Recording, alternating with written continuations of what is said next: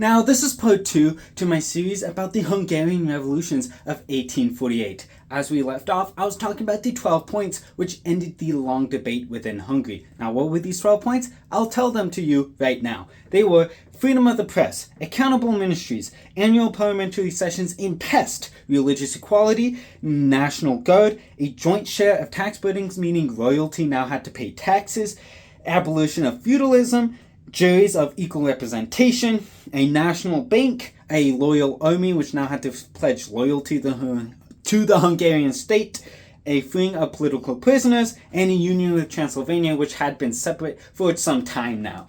Now, it would be these points which the Hungarian liberals went up to the governorship of Hungary under the control of the Austrians and would ask them politely to implement these 12 points because, well, they want them.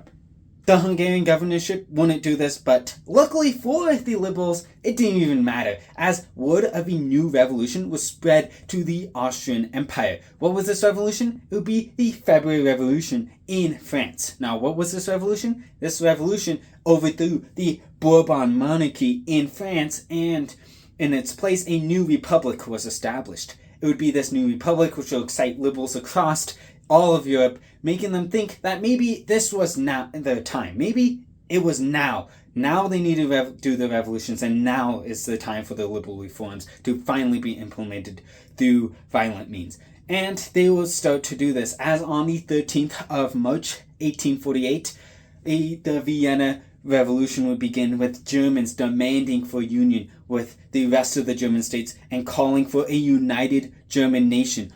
Not under control of any particular state, but just a united Germany in particular. They just wanted countries like Prussia, Austria, and a few others to just join into a united German country.